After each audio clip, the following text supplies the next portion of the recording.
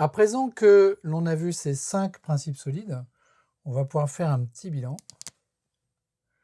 Le premier principe que l'on a vu, c'est le principe S, qui est le Single Responsibility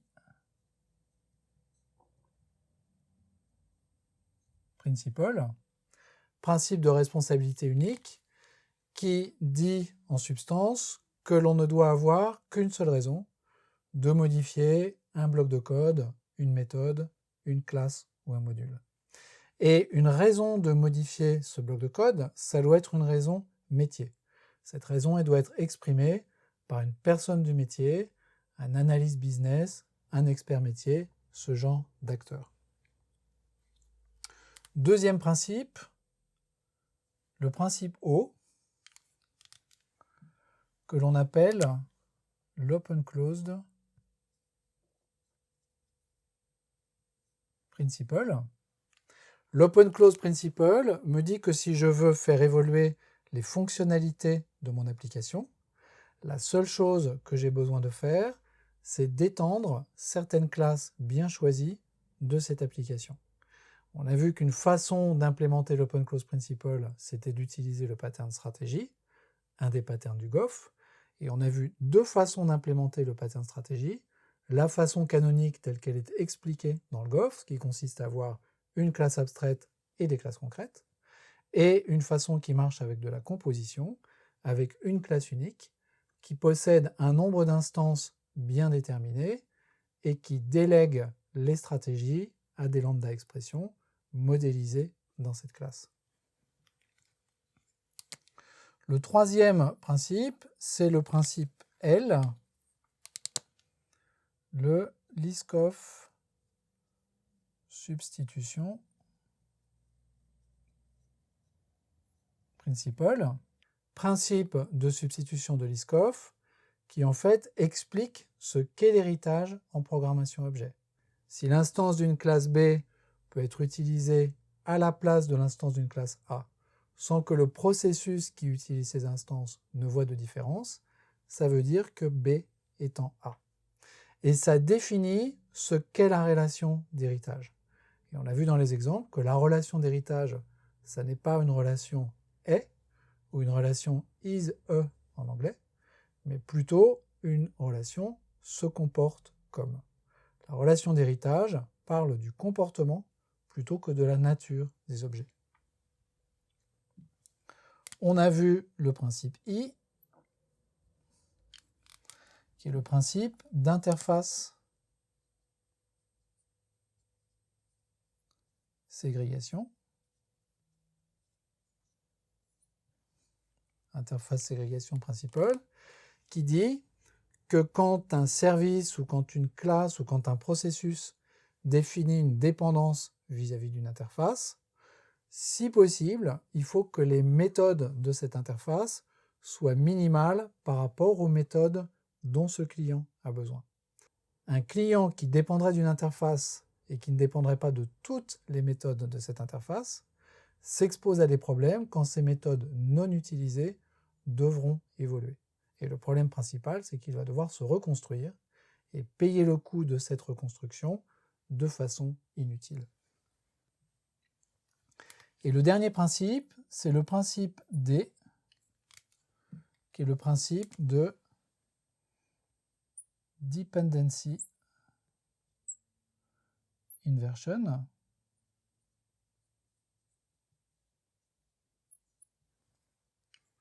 Et c'est le principe qui me dit que quand je veux inverser la dépendance entre 2 modules dans une application, il suffit que j'insère une interface entre les deux.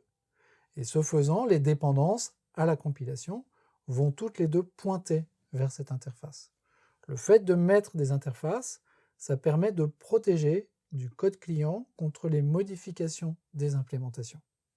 Et d'une façon générale, les dépendances au niveau du code doivent toujours aller des détails d'implémentation vers les règles de haut niveau. Ça, c'est une règle d'architecture qu'on va voir un petit peu plus précisément dans la suite. Cet acronyme solide, il a été créé par un auteur qui a assemblé ces principes, et cet auteur s'appelle Bob Martin.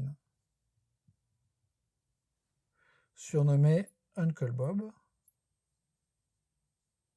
ou Uncle Bob Martin. C'est difficile de citer cet auteur sans dire que les gens l'appellent Uncle Bob. C'est lui qui a assemblé ces 5 principes et qui a créé cet acronyme SOLID. Alors, il dit lui-même que l'acronyme SOLID, c'est pas lui qui l'a trouvé, c'est une autre personne qui est tout aussi connue dans le milieu de la programmation objet et qui s'appelle Ken Beck.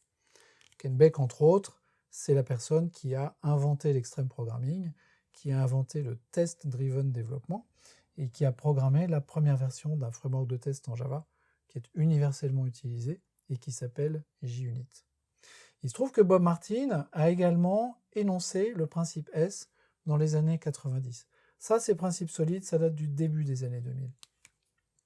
Le principe O, il a été énoncé par un auteur qui s'appelle Bertrand Meyer, qui a écrit également des livres en programmation objet et qui a été professeur notamment à l'EPFL et qui est toujours en activité. Bertrand Meyer, il a créé un langage qui s'appelle FL et qui implémente une des idées du principe de Liskov, qui est la programmation par contrainte. Le principe L, il a été énoncé par Barbara Liskov, qui est une américaine, qui apparemment est toujours en activité, qui est professeur au MIT. Le principe I et le principe D, a priori, ils n'ont pas été énoncés par des gens qui ont laissé trace. Ces 3 personnes sont des auteurs extrêmement réputés en matière de programmation objet. On peut bien sûr lire leurs livres. Et ces 2 personnes, Bob Martin et Ken Beck, en 2001, ont fait partie du groupe des 17 personnes qui ont écrit un document très important dans l'industrie logicielle qu'on appelle le Manifeste Agile. Et à la suite de ça, avec d'autres personnes, ils se sont fait un peu les chantres d'une technique que Bob Martin appelle le Clean Code. Clean Code, Extreme Programming, Test-Driven Development, Software Craftsmanship, ce sont des techniques qui permettent de contrôler la façon dont on développe les applications logicielles, qui sont très en vogue actuellement, sur lesquelles de nombreux articles ont été écrits, de nombreuses conférences ont été données, et plusieurs livres ont été publiés.